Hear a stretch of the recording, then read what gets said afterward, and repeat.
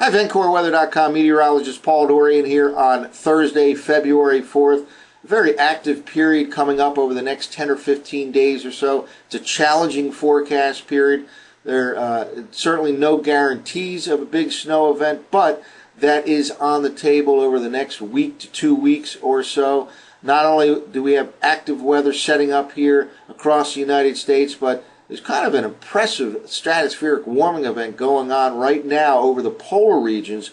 What we're looking at here is the change in temperatures way up at the top of the atmosphere, at the 10 millibar level, the stratosphere, over the last 30 days. And where you see oranges breaking out represent stratospheric warming. And there's just an explosion over the last several days way up in the northern latitudes. The latitudes are marked right here, 80 degrees north, all the way up to the north polar region, 90 degrees. And again, there's a very significant breakout in the last several days right here in the stratospheric temperatures on the upside. And stratospheric warming events this time of the year often lead to cold air outbreaks. Basically, the cold air gets displaced from the northern latitudes into the middle latitudes. What this is suggesting is that we certainly can look forward to more cold air outbreaks over the next several weeks here in the U.S. Well, let's now start focusing in on the upcoming threats. We really have 3 threats over the next 5 to 7 days or so. The first threat comes from a coastal low tonight that will skirt the mid-Atlantic region. The main culprit is this cold frontal system right now that is working its way to the coast, and it'll set up late tonight, early tomorrow morning off the east coast, stall out there, and low pressure will basically ride up along that frontal boundary zone.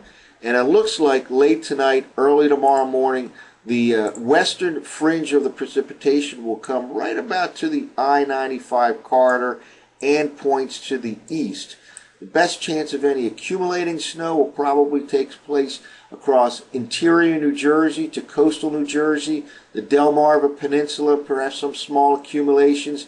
There is certainly no guarantee that this will be an all-snow event. In fact, it'll probably start in the form of rain across New Jersey and the Delmarva Peninsula and then change over to snow. Certainly some snowflakes can fly in the immediate I-95 corridor late tonight, early tomorrow morning.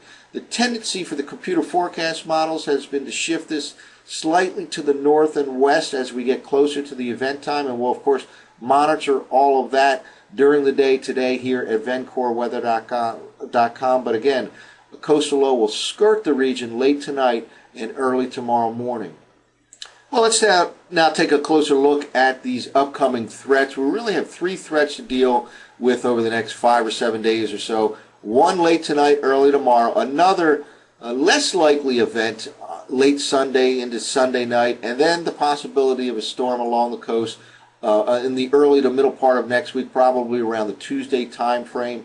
That is certainly an uncertain possibility. However, that probably has the greatest potential, and we'll talk about why that has the greatest potential over the next few minutes. This is the forecast map, again, from last night's 0Z GFS model run for this evening. By this time, that cold frontal system will have stalled out right off the east coast. Low pressure is developing at this time off the southeast coastline, and it'll just ride up that frontal boundary zone. Notice in the clear here in the immediate I-95 corridor region, no greens or blues here by this evening as depicted by last night's 0Z GFS model run. Let's now jump ahead, however, 12 hours to tomorrow morning, Friday morning. And here we go, the forecast map for tomorrow morning, Friday morning. Low pressure is off the the mid-Atlantic coastline, but notice the back edge of the precipitation cutting right across the I-95 corridor region here. There's actually going to be some decent total precipitation amounts across coastal New Jersey, perhaps even up to a ½ an inch. That's why any shift to the north and west certainly has to be monitored, because a shift to the north and west could bring more significant precipitation right into the immediate I-95 corridor location. Again, the best chance for accumulating snow will be interior New Jersey to coastal New Jersey and across the Delmarva Peninsula. Flakes can fly in the immediate I-95 corridor late tonight, early tomorrow morning. We'll, of course, monitor this over the next several hours. Well, the second threat coming is probably the least likely to have an impact on the immediate I-95 corridor location. It comes late Sunday night. This is the forecast map for Sunday night. Low pressure, very rapidly intensifying, and pretty deep low pressure situated off the East Coast. It looks like it'll stay well off the East Coast.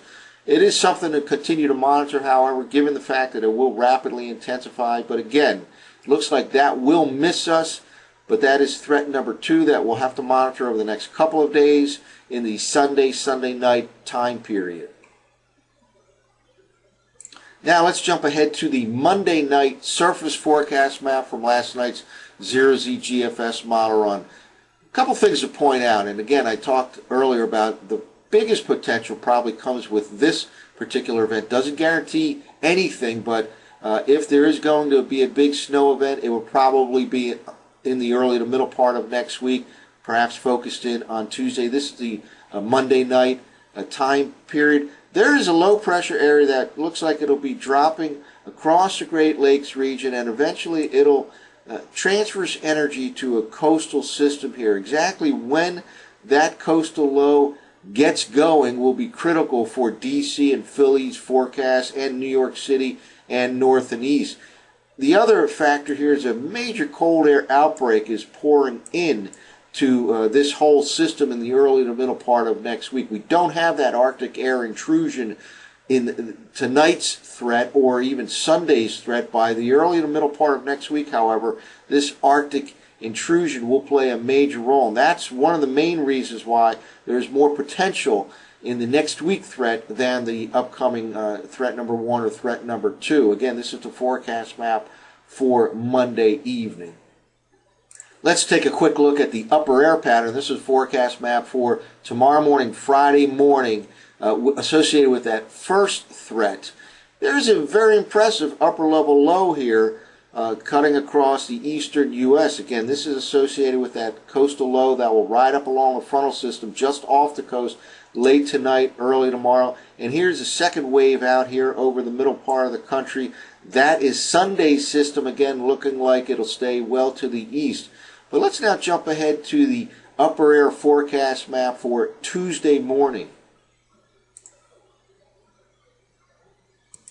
And here it is. This is the forecast map for Tuesday morning. A much more impressive upper level low here Tuesday morning as compared to tomorrow morning. Again, here is the forecast map for tomorrow morning. An impressive shortwave here, but not quite as vigorous perhaps as this upper level low that looks like it'll form in the eastern U.S. in the early to middle part of next week. So much more impressive upper level pattern early to middle part of next week. An Arctic air intrusion.